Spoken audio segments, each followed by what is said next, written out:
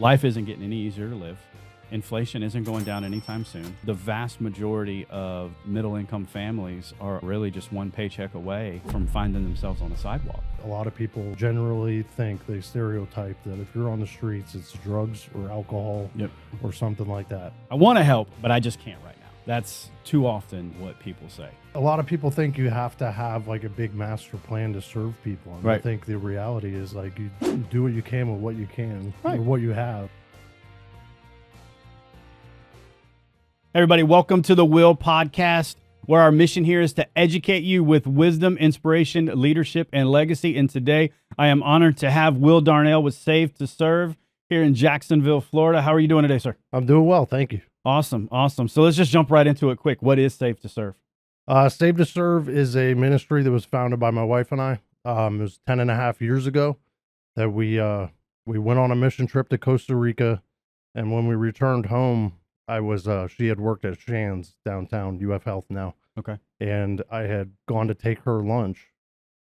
And one of the times I went to go take her lunch, I missed the turn to the hospital. I had taken this, I'd eaten lunch with her probably 50 times before this, but this particular time I had missed the turn.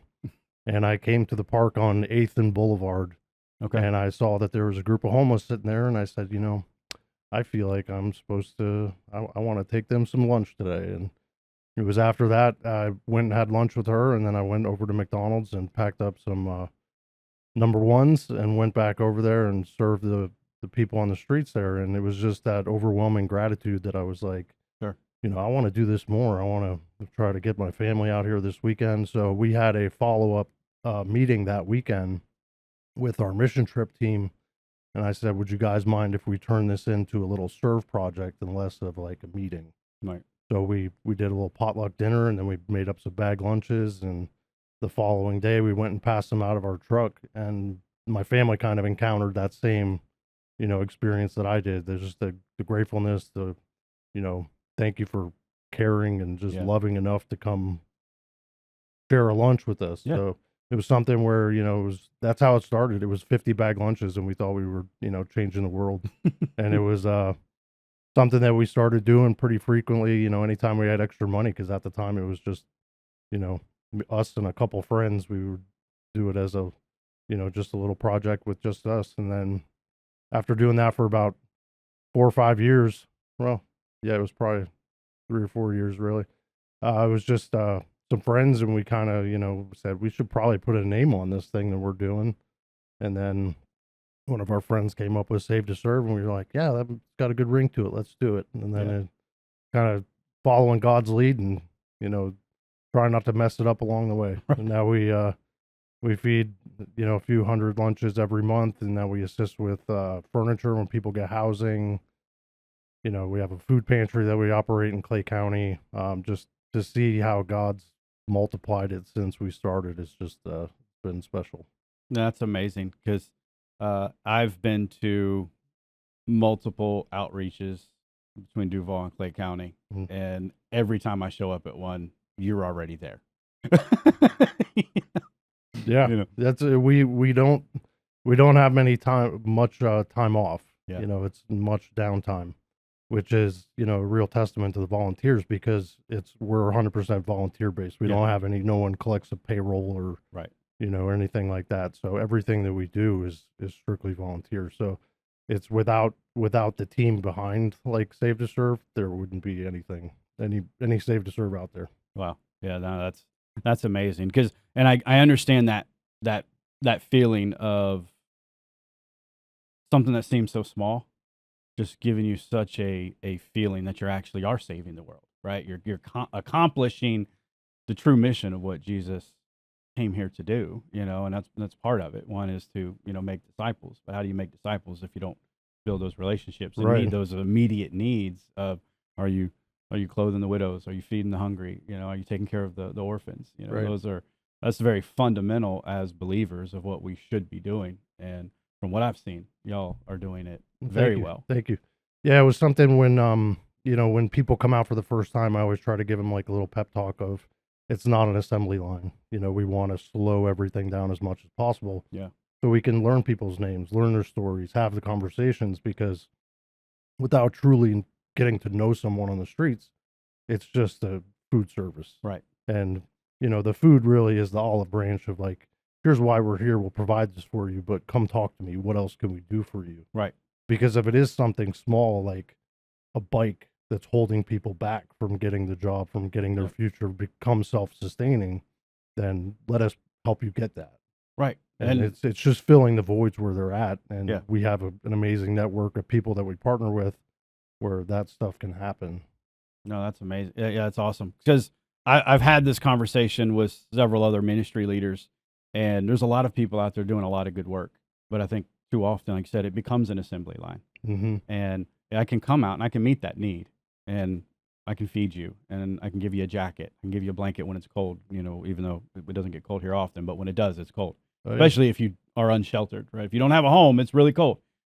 And I asked the question of what's the next step, right? So you've had this encounter, you've met that need, but how many people have you actually taken from sidewalk to job to home? And most people, unfortunately, just kind of look at me with this blank face, like, well, we just do this piece. Right. But I like your thought process behind it of, no, if we slow down a little bit, because some people that we meet, they're there because they want to be. Right. And then there's a choice. It's a choice. And then there are others that, due to a circumstance, something has happened that has put them here, and they need a hand to get back up. Right. And you're never going to know that if you don't stop and have the conversation. Right. Yeah, because so many people think that there's just it's that dynamic of if you're homeless or on the streets. I always call them our street friends because they really are more my friends than a lot of the people that I call my friends. I had shoulder surgery last April, and I got more messages and phone calls from my street friends than I did from a lot of people that I call my friends. Wow. So, but I don't know where I was going with that. Yeah, but no, I get it because it's different. We talk about it a lot in the area of ministry where I'm at. Mm-hmm. We can put together all of the branding, the names, and the crispness to what we are trying to do. But the reality is, when you're doing Bible studies with people, when you're meeting those needs and you're praying with people, that's where real community comes from. Right. Then it's born out of that. When you try to build the community and then hope discipleship is going to come from that, it's oftentimes it's empty and it's shallow. Mm-hmm. And when you do it the other way, when Jesus is first, his mission is first, true community and true fellowship comes from that. And so, yeah, no, I know exactly what you're saying. Yeah, it's a special thing when there's a group of guys that we've served on the streets for years now, and last Christmas they saved up money to take me out to dinner. It was probably the most humbling thing anyone's ever done for me in my life, but it was, it was such a special thing because they had set up this whole surprise dinner. Yeah, that it was just supposed to be me and a buddy going out, and then we showed up at this Italian restaurant, and he had brought 3 of our street friends with him. Wow. And I was like, man, this is probably the most special thing anybody's ever done for me in my life. And it still takes me back just thinking about it. But, it was a special thing. And, those are special relationships, and they are, it's not just a seasonal friendship. Like, I'll be in contact with these guys forever. Right. Yeah. It just never stops, right. And it's just, like I said, there's a closeness of that when so many people that are, politically correct term is unsheltered, right? Mm-hmm. The homeless population, they are overlooked, they are passed by and completely ignored. And when you stop for a moment to actually learn who they are as a human being,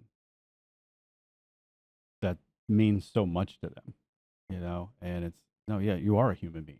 You're not lesser than me. You have the same lungs, the same heartbeat, the same God created you for his will and for his purpose. Yeah. I just happen to have a home. But who we are created to be doesn't change. And right. to be able to step into that calling.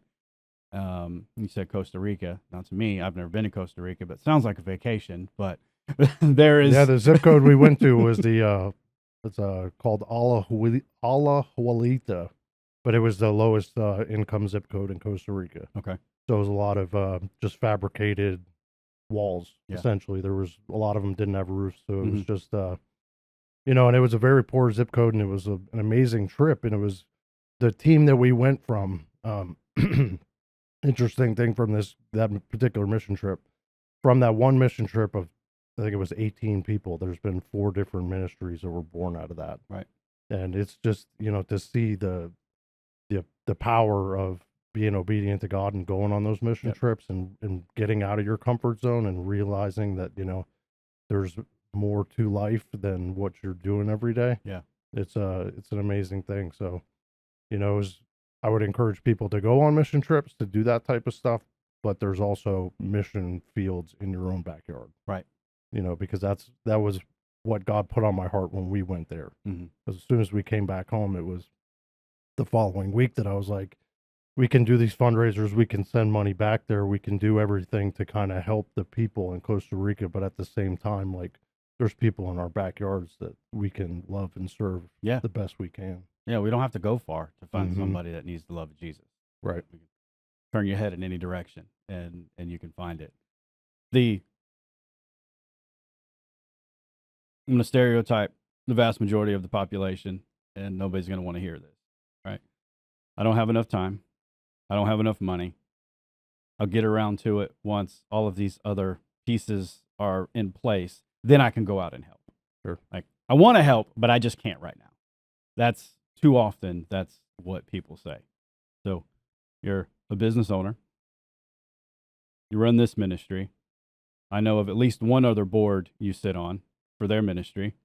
Your wife has a full-time job outside of the business, the ministries that you're involved with. Right. But you still find the time. Kids, grandkids. Yeah.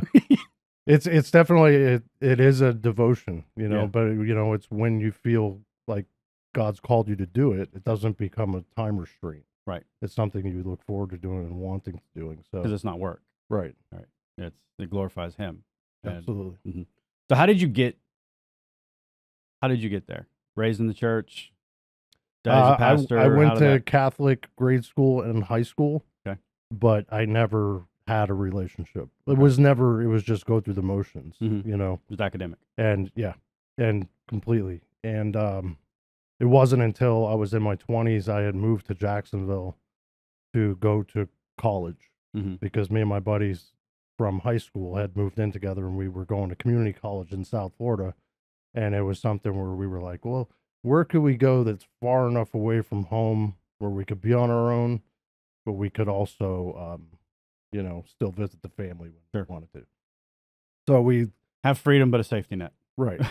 So we came to Jacksonville. We visited one time. We were like, this place looks cool. Let's move here. So a couple months later, we moved here, and it was at that time, we thought like, let's get some fun jobs. So one of my roommates got a job as a bellman at a hotel. The other one was he had worked as a cook, so he transferred as a cook. Mm-hmm. And I thought, well, I'm gonna, if we're gonna do this, I like to do it big. So I got a job as a bouncer at a strip club. Okay. And I proceeded to do life my way for a few years, surrounded by alcohol, drugs, just sexuality, like Yep. everything was in your face. And it was, did that for years. And it was, my grandfather had passed away. I had a few different things happen in my life where it just kind of made me reevaluate like what exactly I was doing and why I was doing it. Mm-hmm. And it was something where, I felt like, I got to get my life together. And one of my friends was like, man, because at the time I was single also, imagine that. And one of my buddies was like, I've heard that there's, a lot of attractive women at this church. So I was like, well, let's go. So it's one of those things where it's like, God will get you to church, he'll get you in the places you need to be, however he does it. So we went to church, and I just started going to church, and that's where, I kind of felt like God was tugging at me, like, where you been, man? Why have you been doing this so hard? And, that was it. Pretty much, everything changed my life since then. It was, rededicated my life to the Lord, and met my wife, and then just everything starts falling into place when you kind of do it the right way. Sure. No, His way, his way, his way, not my way. right? 'Cause Absolutely. that's never worked. I'm Scott DeVore with DeVore Capital. We are a multi-service construction, real estate, and development company. We do services from ground-up development to roofing services to real estate transactions. Reach out to us at 844-4DEVORE or at the website link below. Yeah, no. But there's so many young men that fall into that same avatar that you just described. Mm-hmm. I'm going to go out my way. I'm going to make the quick money. I'm going to have the quick lifestyle. I'm going to have the fun. Right. But in the fun, there's no fulfillment. And now, got a couple extra days on you. You got some different experiences now. Mm-hmm. And now the life that you're living and the involvement that you have, just straight up serving other people, brings you so much more joy and so much more fulfillment, and it's so much more fun. Oh yeah. than any other life before. And it's one I tell people all the time, like, I can try to explain it to you, but you're not going to understand until you do it. Right. And you don't necessarily have to believe as strongly as I do right now, but if you want to change your life, you have to, one, let God do it, and He will transform you. But in that process of doing it, just take your selfishness and set it on the shelf for a little while. Oh, yeah. If I'm wrong, you can pick it back up later. Mm-hmm. But just put it over here and then go out and just be a blessing to somebody else. Yep. With expecting nothing in return, not expecting a paycheck, not expecting, the news cameras to be on you. So you're like, oh, hey, look what this person's doing. Just strictly to go serve somebody else. And that is the fastest way to heal any brokenness that you have in your body. It's the quickest way to realize that, say you're struggling with addiction and you're trying to I'm trying to stay sober today. Well, if the goal is to just stay sober today, you're probably not going to be successful. But if the goal is to go be a blessing to somebody else, you're going to be sober today as a byproduct because you're not focused on that thing. Right. Like, how do I go out and help somebody? Like, just go do. Right. So many organizations that need help. Like we were talking earlier before we started. Let me bring this up here for a second. So, changing homelessness. And this was from March 8th of 2024 in Jacksonville. They were able to count, say 567 people in Duval County were unsheltered or homeless, which was a significant increase from 2023. In 2023, that number was 396. So the need is great. But what we know is that most people that are living on the street do not want to be counted. So that number is probably it's got to be 4 times as high, Exactly. if not even more than that. right. There's an area right between Duval and Clay County, right there. You know where I'm talking about, Youngerman Circle area. Yeah. And there's a whole patch of woods, and it's like there's this conflict between Duval County officials and Clay County officials. And I love all of y'all. Please do not take this as an insult. But there's, nope, we got to push them back across. And then we got to push them back across instead of lifting them up and said, okay, no, this is what we can do to get you out of here. Right. And that there is a certain element of, like I said, people that have made this choice. And then there's trespassing and, there's, obviously things that happen in those camps that are not positive, that you wouldn't want in any community. And you have to, you got to deal with that. But for those that do, because if you treat every human that you come in contact with as like a leper and you just walk past them, what did Jesus do? He stopped. Right. I'm not afraid of you because you're different than me. I'm not afraid of you because you're sick. I'm here to love on you. I'm here to heal you. And sometimes it's those emotional wounds that can be healed so quickly just because somebody cares enough to stop and have a conversation. Right.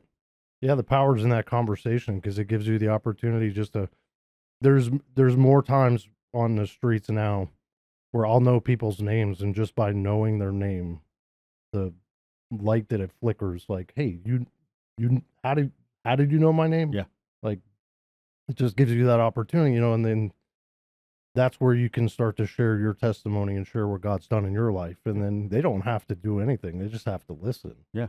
And, that's where, people will get to understand that you don't have to be perfect, Right. because I am a mess. Right. And, I don't have it all together on a daily basis. But the thing is, like, that's why you rely on God, Yeah. because He will take care of you. Right. You don't have to have it all together to come to Him and say, I need your help. Right.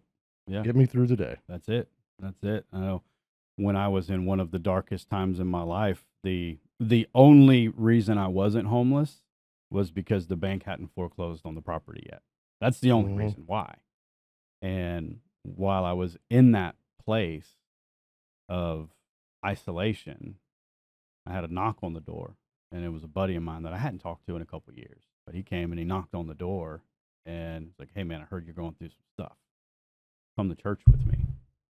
And it was that moment that kept me, one, from taking my life.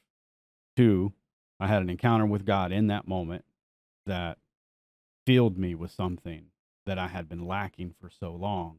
And then I had this drive and this energy to go out and say, okay, I don't want this. I don't have to have this. But if he wouldn't have knocked on the door, I wouldn't be sitting here talking to you today. If I would have allowed for, one more bad decision after a decade plus of just horrible decisions had gotten me to that place where, one, I didn't want to live anymore. I didn't even care if I had a roof. Life sucks. It's always going to suck, and that just started this cycle of it can never be any better. Right. But like you said, a guy showed up and he knew my name, and he was, no, let me help you with it. And sometimes people get to where they're at because the people that were closest to them have abandoned them. So when they see a stranger come up on the street, I don't trust you. Yeah. Right. I didn't trust my brother, my sister, my cousins, all of the people that I have grown up with have abandoned me because of, rightly so, maybe the decisions that I had made. But this one person cared.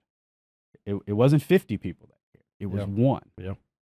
And that means so much for so many people. So it's a special thing when, it means a lot to me when we go out there and they recognize me. Yeah. They may not know my name. Right. Because I get different names on the streets. I get Will, William, Bill. Like, I get them all.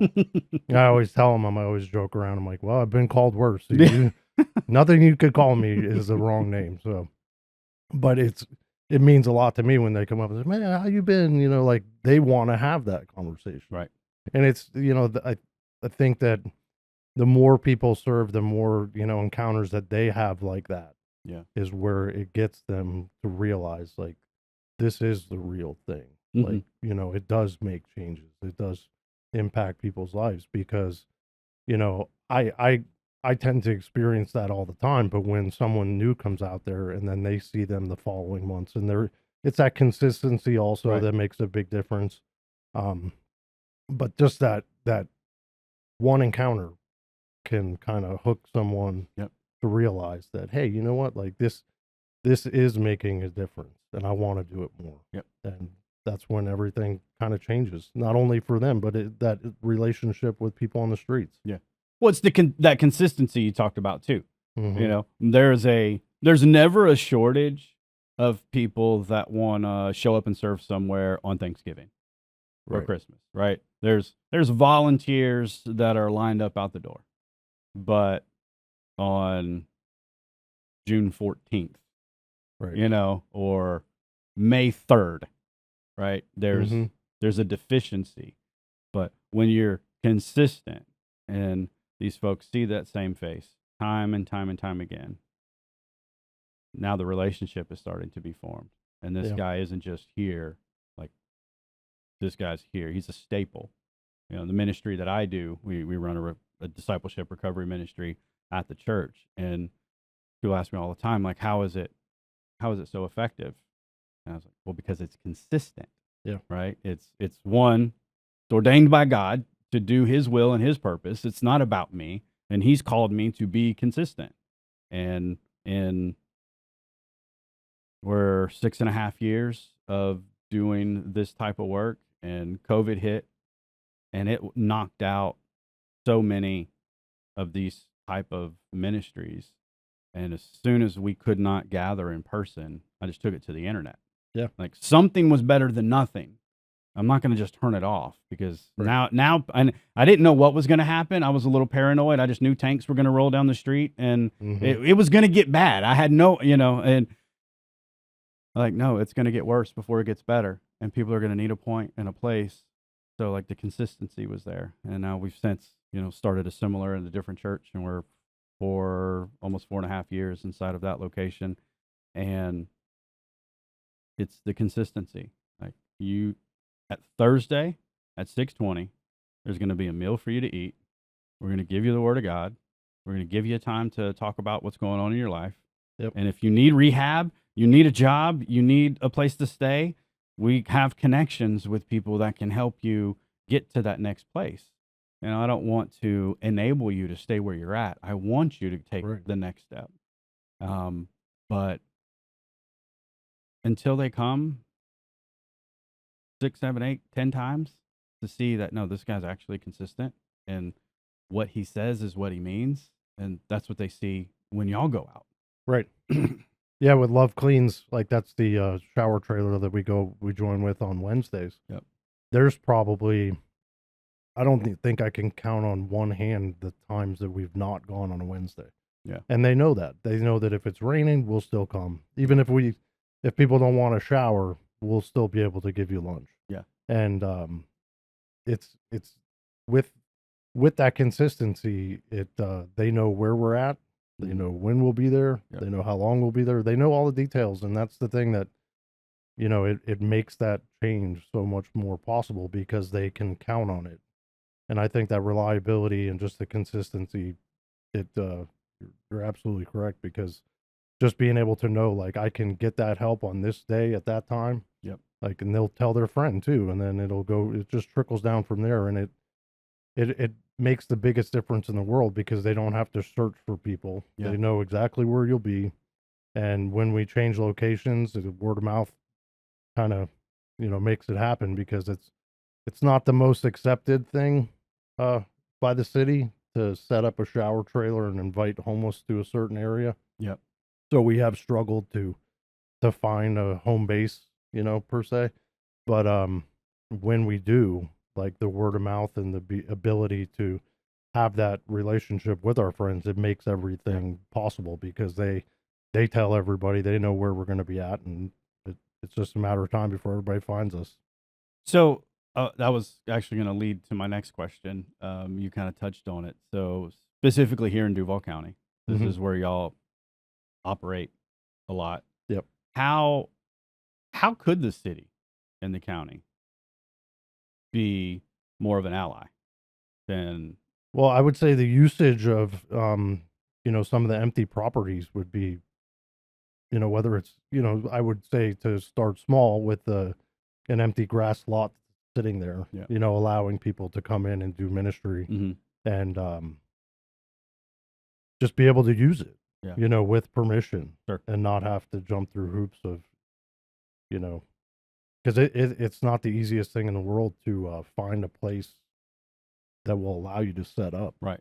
And, then obviously there's abandoned buildings that the city owns, and converting something like that. We have a vision of a day center. It doesn't necessarily, Mhm. we're not in a position to operate an overnight shelter, Right. but a day center that offered food, washing machines, Yep. different Mhm. different aspects of the ministry work that we already do, but just be able to put it into one location. Right. Have a location for the shower trailer, laundry on specific days, showers on days, have a fresh lunch every day, be able to share the word, having a place like that we could do. It would be, minimal overhead. It would just be the property. Sure. So that's Mhm. one of the things that we have that would be, it's on the list. Right. Someday it'll happen. Yeah. But I always tell people like it's not my timing, it's God's timing. Right. Like Right. we had done our work with furniture because we assist people when they get housing. Mhm. We help them with furniture because what we saw too many times was that when there was people on the streets that would get housing, they would contact us. It would be like this celebration moment of like, we're getting housing. And we would be like, man, that's so cool. Like, congratulations. How can we help you? We'll bring you some food. Mm-hmm.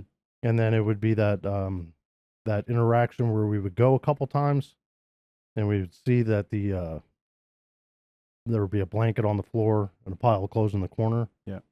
And there would just be a matter of time before they were back on the streets. Mm-hmm. And it wasn't ever, we started to have that conversation and try to figure out like, why is this continuously happening? Mm-hmm.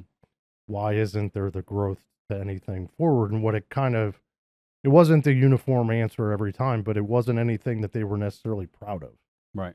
So when it came to, whether it was disability money or whatever, working so hard to have a roof, but then you're still struggling with every other aspect of life. Yeah. We said, well, let's see if we can kind of change this dynamic a little bit. So when people that we do serve on a regular basis get housing, we assist them with, a bed and a couch Right. and a dresser and the minor things that we all take for granted. Sure. But for them, it could be like a total boost in your confidence of, but this is a different life that I want to keep and I want to work hard for and be proud of. And I say all that because we operated the furniture side of our ministry for about 3 years with just a small 5x8 trailer. Mm-hmm. And we were doing these pickups where I would have to go back 2-3 times to do pickups of furniture and deliveries. And there was a woman that was always like, when are you going to get your furniture trailer? It was probably 6 months we had the same conversation. And I said, well, that's not up to me. That's God's timing. Right. I don't have the money for that. So he's going to take care of that one when it's time. And it was, a special thing, but it was, a few months later, she came out and she was serving at one of our events and she said, did you get your furniture trailer yet? And I said, no, ma'am. The same story. When God wants it, we'll have a furniture trailer. So she went and said, I'm going to go home and write you a check. It's time. Yes, ma'am. So that was where we, our larger trailer now is, more dedicated to furniture, but it was, like I said earlier, it's God's lead and I just try not to mess it up. Right. I am Will with DCRE, DeVore Capital Real Estate. We want to help you with your buying and selling real estate transactions. We know in the economy and the market that we have today, everybody is telling you that it is impossible to buy or to sell. We know that we can get the deal done. Give us a call at 844-4DeVore or hit the link below. Have a great day. No, I love that. I love that because you're right. It's the simple things, right? When you can go from not having everything that you own in a grocery bag, Mm-hmm. actually having a dresser to put it in, it just does something, Right. It's just those little things. And so let's go back to Love Cleans for a minute. Yeah. So I'm gonna give Pastor Tone a shout out. Yeah, Pastor Tone with the well. He's my spiritual father. Amazing man of God, has amazing ministry. And going back to Easter, they didn't hold church. Mm-hmm. Easter in Christmas. the building. Yeah. They went to an underpass and brought the Love Cleans trailer. There was one at the time. Yep. This past Easter, and preached the gospel, talked about the resurrection of Jesus, offered showers, offered food, and a lot of organizations would not do that because, your attendance is going to be down. And you can't pass the plate if you're ministering to a bunch of people who don't have nothing to put in the plate. Mm-hmm. But that's not what it's about, and I saw that, man. In baptisms. Right. Right? Like you don't have to sign up 30 days in advance to get baptized. You can just show up. Well, one of the things that I really do admire about Pastor Tone with baptisms is that he does meet with everyone ahead of time. Yeah. He has, the complex conversations of Sure. understanding what baptisms are. Yep. So, even the day of, if there's, you feel led by the Lord to be baptized, he'll still have a conversation with Yeah. you ahead of time to make sure you understand, like, this is, it's why do you want to do it? Are you Yeah. ready for it? Like, Mhm. and to take it more serious, so it's not just getting wet, you know, and it does change lives. Right. Because we got showers over here. We Right. can do that. You don't Hey, have to. He's baptized people in the showers too. It happened. It No. happened one time. No, I love, man, when God moves and that transformation happens with Mhm. somebody, and it was probably 2 or 3 weeks ago, I got a call from a buddy of mine, and um his daughter and son-in-law wanted to be baptized, and they had rededicated their life, and they wanted to start doing things God's way and not their way, and they were going to get married in a couple of weeks. We need to be baptized together before we do that. And he's like, when's the church doing the next baptism? And I was like, I don't know, probably like 2 months. Like, you got a pool? Like, there's one in our neighborhood. Okay, well, let's go. And 2 days later, I met him. We went to the pool, had the conversation. Like, this isn't something to be taken lightly. Like, this is a very serious, one of the most profound moments in your journey at this point. And so let's do it. And it's such a blessing to be a part of that. And like with what you do with Safe to Serve, you're a friend to dozens of churches, but you're here to help. It's not like you're outside of the walls, Right. which gives you freedom, flexibility to help more people than just be, I'm kind of under this umbrella and this is what we do here. Yeah. If there's a church or an organization here in Duval County, Clay County, that calls you and says, hey, we have, Sister Sally needs a couch. Okay. Right. It doesn't matter who you're with or what you're about. It's Sister Sally needs a couch. Right. If I have it, you have it. Right. And that's what I always tell people is the furniture that we have and the things like that. Like, we don't have a criteria that you have to meet to get it. Right. It's because it's not ours. Like, I don't want to hold on to the furniture. Right. And we have a storage. St. Peter's Episcopal allows us to use one of their rooms that they had. They had a flooring problem and the water pipe broke and the flooring had to be taken out and the drywall was cut. So they didn't use the room anymore. And at the time, our storage was in 4 different people's garages. So we desperately needed some space. And they allowed us to use the space. And that's where we try to get people to come when we're assisting them if they have transportation or if they have someone that can give them a ride, just to be able to come there and pick out what they like. Because the other thing of doing the furniture for so many years was that what I think someone may like and what they would choose is totally different. So it's a very empowering thing when you can go in and choose what you want. Sure. And say, okay, well, I can have all of this stuff. And it's like, absolutely. Like, load it up. Let's load up the trailer, bring it over there. Because, and doing that also, it gives them something where, it is empowering when you get to choose your own things. Sure. Like when you go to the store, you don't want to just let the person pick out what you get this color shirt and this color, blinds. Well, I'm colorblind, so my wife has to do that for me. Well, there you go. So when they get to come in and they get to select the stuff that they like, it change. It's a mindset change. You get to have that feeling of like taking the pride in it, and like you get to make your own decisions instead of constantly being handed out stuff. Right. So that's how we try to do it, and thank God it works, because it becomes a process where, ideally when we do assist people, we don't want to hear from them forever. You don't want to constantly have contact where it's, I need this and I need, because that situation can become an enabling situation. Right. But the full circle effect is when reach back out to me when you're ready and come serve with us. Yeah. And that happens. And that's for the most fulfilling feeling in the world is when you're helping someone, that they can get to that next step, and then eventually they come back out and they give to others. Yeah. So for us, that's a home run. It's that's the circle of serving life. It's because now you have something to offer that's different than someone else. Is you've went from participant to participating. Right. Now I'm the receiving, now I'm giving, and now there's that next step in the evolution of you getting kind of, again, that selfishness is still sitting on the shelf. Mm-hmm. Like you've got what you need. You've gotten that hand up. You've gotten counseling if you need it. You've gotten the food assistance if you need it. You've gotten the furniture if you need it. And now you have all of those tangible things to where you can take a shower every day. You can have food in your stomach. And now you can go get a job, Right. or maybe 2 or 3. Yeah.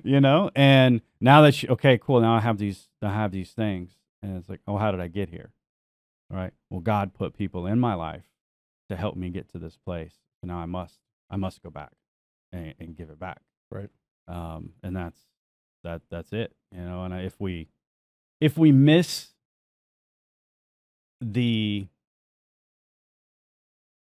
miss that, then we do a bad job of, I can bless you, but I'm not blessing you just to bless you. It's so one day you can be a blessing. Mm-hmm. And if you're in church every Sunday, I'm gonna call out the church people for a minute, but you're not being a blessing to anybody, then like, why are you going? Is it because you want to feel good? If you want to feel good, get out of the air conditioning. Go find somebody who's in need and help them. There's a guy, and you've probably seen him before. I haven't seen him in a couple of months because he's probably just moved. He would sit and he would make peanut butter sandwiches on the trunk of his car, and he would just give them to anybody who came by. Mm-hmm. And he'd have a conversation, and he's sitting there and he's got the paper laid out on the trunk, and he's slapping peanut butter and jelly down. Boom, boom, boom. Here you go. Here you go. Here you go. Right? Doesn't cost a lot. Right. Yeah. It's a lot of people think you have to have like a big master plan to serve people. And I Right. think the reality is like you do what you can with what you can, Right. or what you have. Yeah. And if you put too much into it, then you're relying on yourself, Right. not relying on God. Sure. Where if you get out of your own way, Yeah. and let him just say, hey, go get some lunch meat, Right. because there's plenty of places where you can get lunch meat and bread. And a lot of the places will even, if you go in there and speak to a manager, a lot of times there is that objection of the 501c3 letters and things like that where you have to have it. But I think the kindness of a lot of the managers out there would be like, yeah, sure, you can have 5 loaves of bread, go do whatever you want to do. And, Right. it's not that complicated, Right. and it's not that hard. Yep. It's just a matter of Mhm. just try it. Yep. Buddy of mine, he's associated with Hands and Feet over at 103rd. Mm-hmm. And they put together the hygiene kits and just, the basic things to brush your teeth, wet wipes, some canned, tuna, and just different things. And there's this conversation starter, right? Like, I know you need this stuff. All right, let me give you stuff to you. And now let me share the gospel with you. And, oh, by the way, how did you get here? Do you want to stay here? No. Right. Like they probably sent, a couple hundred people Oh, to yeah. an extended stay. We'll call it rehab, but it's a discipleship program. Yep. Like, hey, let's get you off the street, give you an opportunity. Like, those things exist, and if you want it, you can get it. Absolutely. And it might not be the Hilton.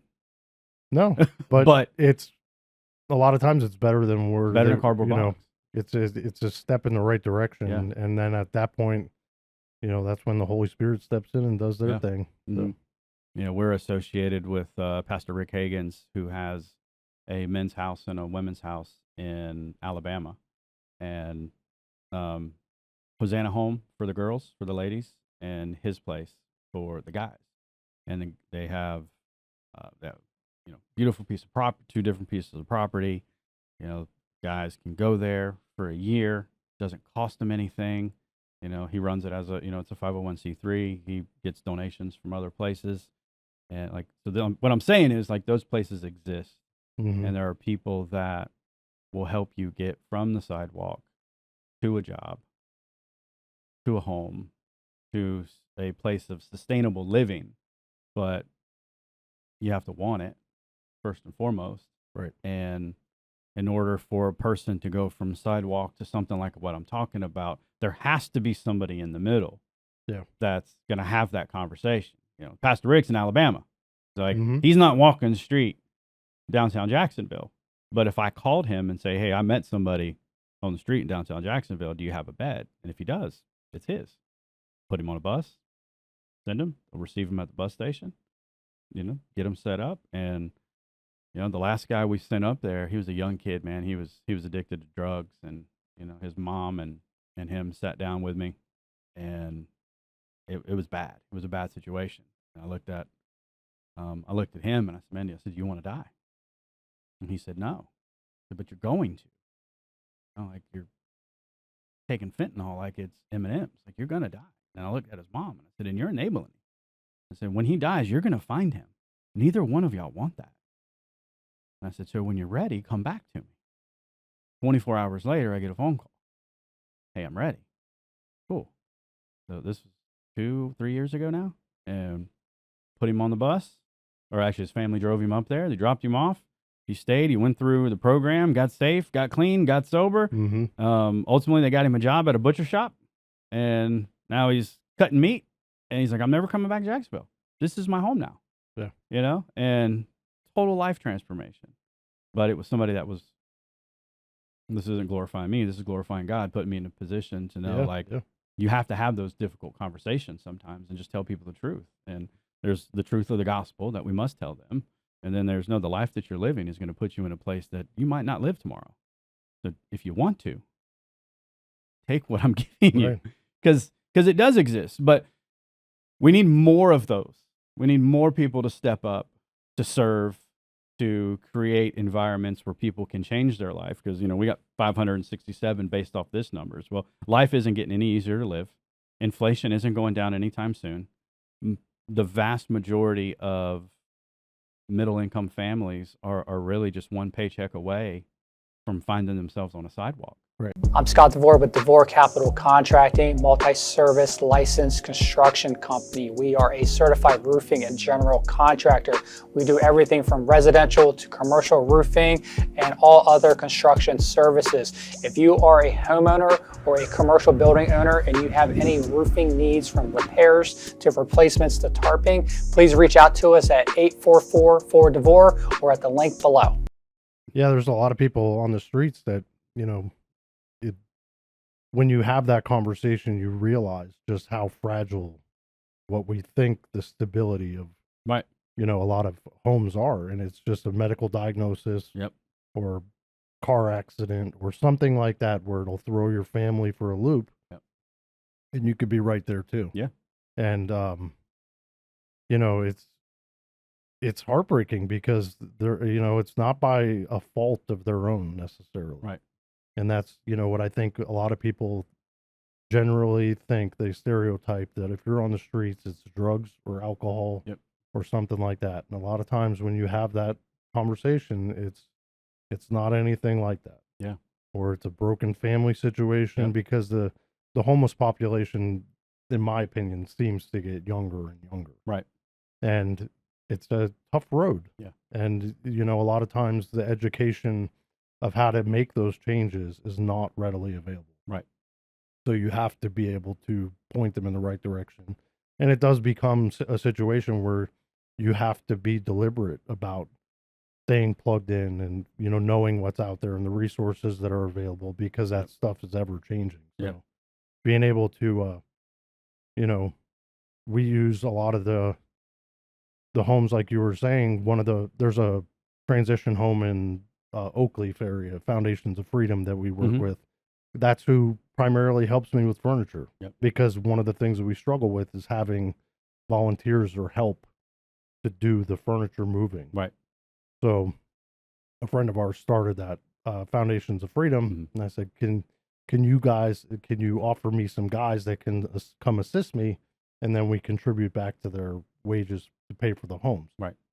So it's you know, it's a great blessing for me, because what I tried to understand God's plan for furniture for a long time. I knew it was blessing people. Right.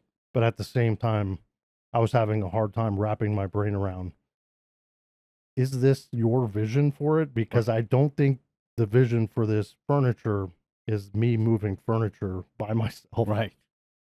So many hours a week, and I had gotten a helper a few times, and I kind of hit me. I was like, I feel like this is what it is. Yeah. It's that one-on-one time in the truck of Mhm.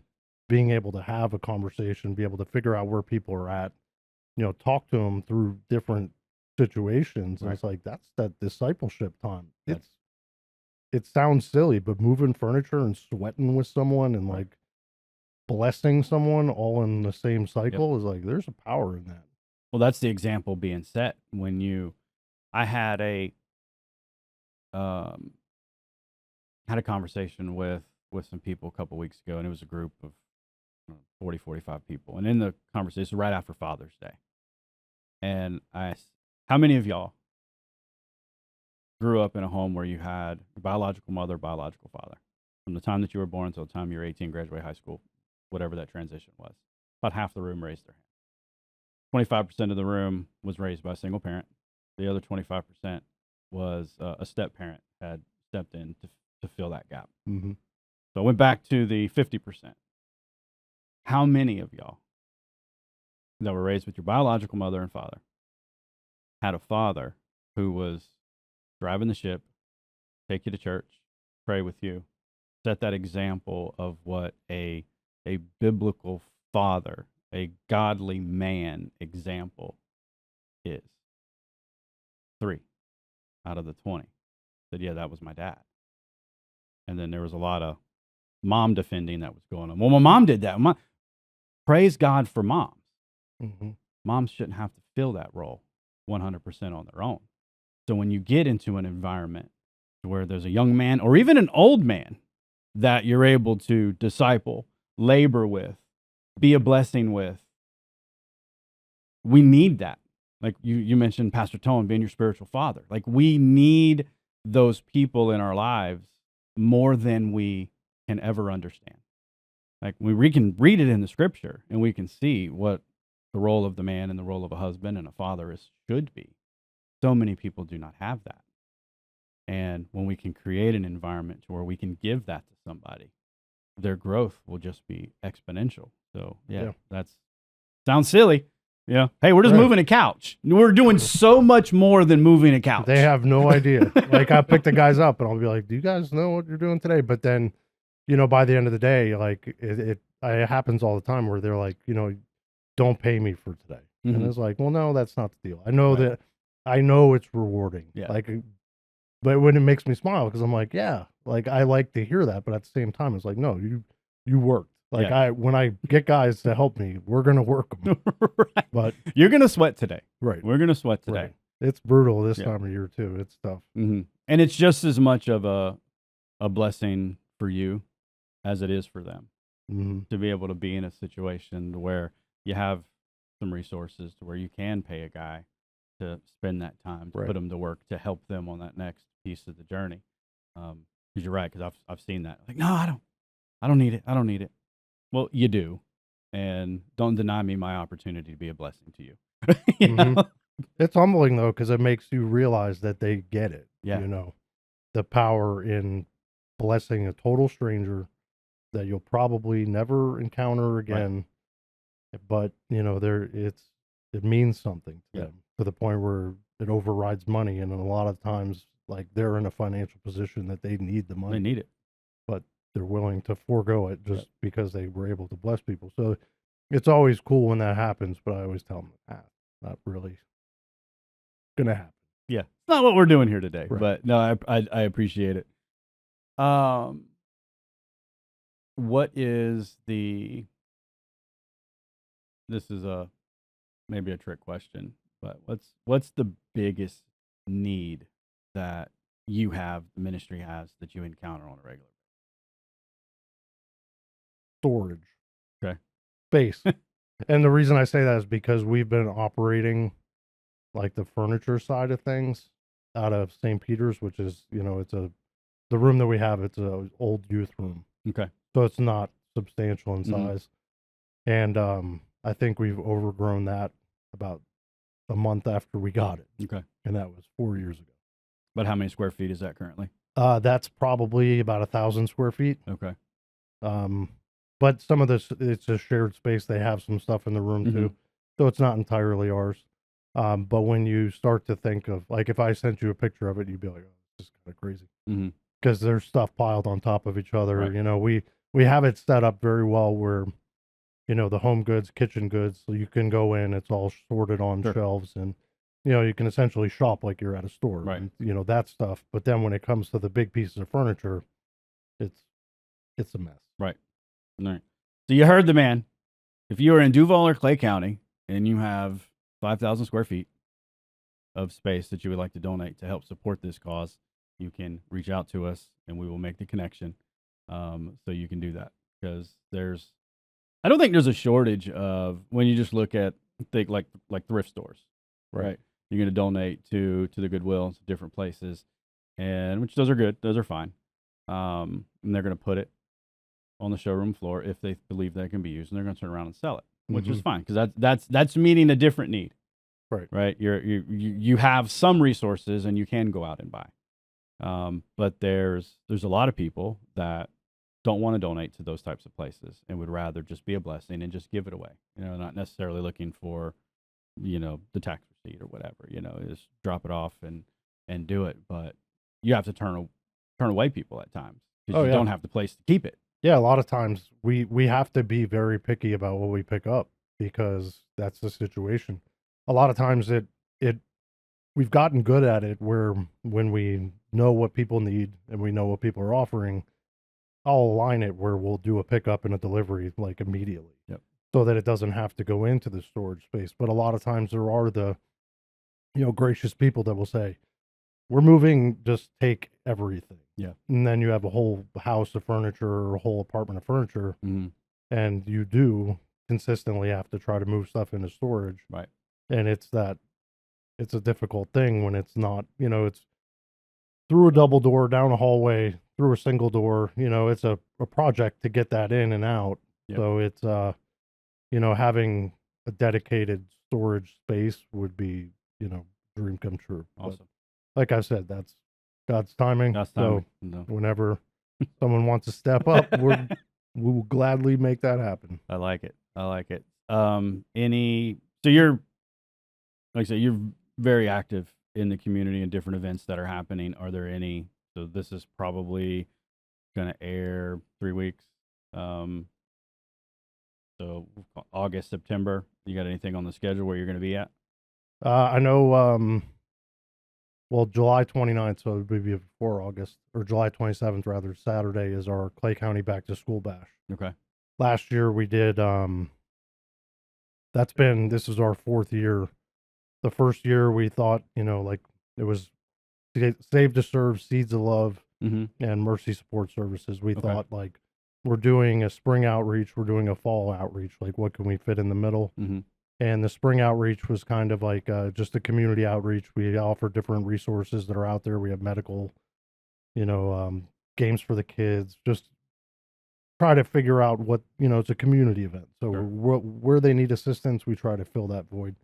And we said, well, why don't we try to do a back to school event? So we thought, well, let's try to do 500 backpacks. And that was a lofty like aspiration at the time. We ended up distributing 670 backpacks the first event. And then we said, okay, well, next year we got to be ready. Like, it's going to be crazy. Let's try to do 1,000. I think we ended up doing 1,200. And it was that event where we blocked off the whole road. The traffic was there. The police were there. They were kind of like, you guys have outgrown this location. You need to move down the street. So we went to, last year was held at the Thrasher Horn Center in Clay County. Okay. And we did 1,600 backpacks. Wow. And this year our target's going to be 2,000 backpacks probably. Right. I think we're trying to deny that it's going to be 2,000, but we have about 1,800 backpacks committed from, and it's amazing because it's a kind of the model that you would hope that everything would be, where I think we have 8 different churches on board. You know, the churches that are helping fill backpacks, they're going to come help distribute. So it's working together. together Yep. as one body, Right. which is this amazing concept that it's not about taking credit. It's just about Yeah. serving, Mhm. you know, and being able to do that. So we'll do probably 2,000 backpacks. We'll do clothing bags for the kids. We have from Seeds of Love. They're Save to Serve and Seeds of Love head this up, but Melissa Rodriguez with Seeds of Love is like the mastermind of Sure. all of this. So I can't make it seem like it has anything to do with us. But she's amazing. But they've gotten about 1,500 pairs of shoes. So Mhm. we'll be able to get a backpack with school supplies, clothing, which is 3 shirts, 2 shorts, socks, underwear, a new pair of shoes, and then I think we have 34 different partners lined up to be Okay. there, doing haircuts. There's going to be back to school physicals, Mhm. different churches being able to, you know, reach the people, and you know, everyone can have that different interaction. Is the Right. idea again of be able to slow things down, have a conversation, figure out where people are at, and where there's different, you know, where some people have strengths, the others may not be able to fulfill that void. Right. So the idea is that there's going to be someone there that can help everyone, you know, in one way or the other. Hope you're enjoying the content. I want to invite you to check out the Free Factor podcast hosted by myself, Scott DeVore, aka Free. I sit down with entrepreneurs, entertainers, musicians, all types of people who are bringing value and education and mindset. So check out the Free Factor podcast at the link below. Yeah, buddy of mine told me one time. He says one of the kind of the shortfalls in the local church is they try to be the whole body. Mm-hmm. You could just be the toe, right? You know, you're Yeah. strong in this point. You're strong in this point. And we come together. We can meet such a great, Right. great need. Yeah, and it is, and I'll say this, sad that there are 2,000 kids where their parents need help with backpacks and shoes and things, right? But that's the reality of the world in which we live in. It is becoming harder to go from one week to the next, because if your paycheck has not increased from 2020 to 2024, Mm-hmm. everything that you have to buy has, and it's just harder to get that new pair of shoes before the kids go to school. And you just think the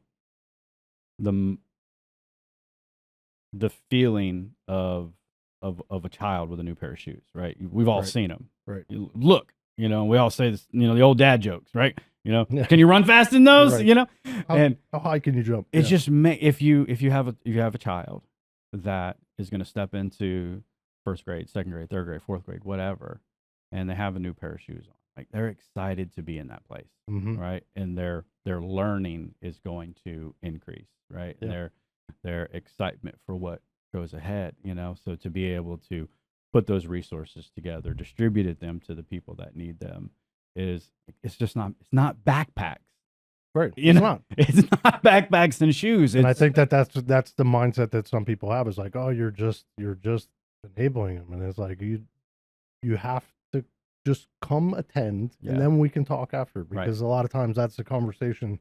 Even when we do downtown street ministry, it's Mhm. like you'll get the pushback of people saying, well, you're just enabling them. And it's like, well, have you ever come out and served with them? Right. Because I think if you did and you experienced it, it's not Yeah. just a meal and send you on your way. Yeah, it's not what you think, and you hit on it earlier. There's so many different reasons why someone is in that place, and just because you can afford to buy those things for your kid does not mean that the reason that they can't is because they're a drug addict, alcoholic, or whatever. Like, Mm-hmm. just because someone is, sleeping in an entryway on a building here in downtown Jacksonville does not mean that they're a drug addict and they meet this stereotype that you think in your head. There's so many other factors. There's like an illness, a loss of a child, Right. a loss of a spouse, a loss of a primary wage earner. I praise God every day for my health, because Mm-hmm. when we have lots of kids, but my two youngest are 9 and 8. When my 9-year-old was born, my wife, she had a good job, and she was out on maternity leave, and a couple weeks into maternity leave, she got a call that the business was closing down. And ultimately, it ended up being a blessing because we were able to figure it out. I had to work a lot and I had to work harder, but now she's been 9 years removed from the workplace. Something happens to me on the way home today, there's no telling what could happen. Yeah. And we don't operate out of fear, but that's the thing. Like it doesn't mean that your choices necessarily put you here. Sometimes life happens and things outside of your control, or something happens that just destroys you emotionally and mentally and spiritually, that you're just on an island all by yourself, and it goes quick. It goes quick. I met a guy when we were in Orlando, and probably shouldn't say this, but I'm not going to say his name. He was a very, high 6-figure income earner guy. Had everything that you could want. Come home one day, observe something happening in his home that broke him, and he turned around and walked out. 5 years later, found him on the street. He's like, "What are you doing?" He's like, "I don't want to go back." Like he just like legit disappeared because of, his marriage was collapsed, and he just lost it in a moment. Like, I don't want to do this anymore, and he just walked away. So we'd see him and minister to him, and it's like, "Hey, bro," he's like, "Nope, I'm cool right where I'm at." Like, okay, at least he was honest. Yeah. But I know he's being honest from a place of brokenness. Yeah. It's like, no, dude, like we love you, man. We want to help you. We want to help you process and deal with those things. But you just never know what's going to happen in your life that's going to flip a switch to make you just give up. And we need people on the front line. And I hate to use a military term, but I'm a military guy, so that's what we say. Is, we need people on the front line to be able to get there, and church term, stand in the gap. Like, what do you need? Pray. Da da da da. So man, I love what you're doing. I appreciate it. And you want to take a good long stare into that camera and tell everyone who is watching this, how can they help support the ministry, support you? Our our biggest need is, people to come alongside of us and serve. Obviously the storage space would be ideal, just to be able to continue to do what we do more functionally, because a lot of times the lack of storage becomes becomes more work because you're piling stuff on top of each other, and makes that a little bit more of an obstacle. But the interaction and the actual hands and feet during our outreaches is a huge need. We go out twice a month downtown, and the summer times it can get kind of thin because it's hot and people have vacations, and there's all the different reasons, but it's a cycle. Like you said earlier, Thanksgiving and Christmas, you'll have 25, 30 volunteers, but when there's not 25, 30 volunteers, it gets thin. But we have an amazing core team that I'm able to go out of town and enjoy time with my family. So we have an amazing team, and when I'm not there, they continue doing their thing, and Mr. Jeff runs everything, and it's just an amazing, answer prayers to having such a great team, because everybody has the same hearts. It's not about credit. It's not about having it all figured out either. Right. They know that every time we go out, it's going to be chaos and, unexpected, obstacles and things like that, but we make it work. Yep. You got a website, social media? Yeah, savetoserve.com, the number 2, so savetoserve.com. And then on Facebook, it's Save to Serve, and then it's North Florida Street Friends. That's us. We do primarily all of our events posted on Facebook. You can get more information on the website. And anytime anybody wants to have a conversation about what we do, welcome to call. We can talk about it. We can send pictures, whatever. I have people ask, do you have any videos of what goes on? Because a lot of times they want to bring kids. They want to make sure it's a safe environment. So I'll send them, things just to make them feel more comfortable. But it's one of those things you really can't, it's not all the same. Right. It's never, we don't have identical outreaches. So it's, just come out, try it. If it's street ministry for homeless is not for everyone. Right. But I do believe there's plenty of people that fit right in. Yep. And I tell moms and dads when I talk to them when they're considering doing things like this is you go first. Mm-hmm. You go first. You observe what's happening. You get filled. You're gonna have an experience. I guarantee it. Yeah. And if you then deem that it's an environment and safe where you want to bring your children to, because I do believe the earlier you start getting your children involved in being a blessing to other people, it's just going to help refine them. And it's not, Nintendo Switches and, the things that little kids think about. It's, Right.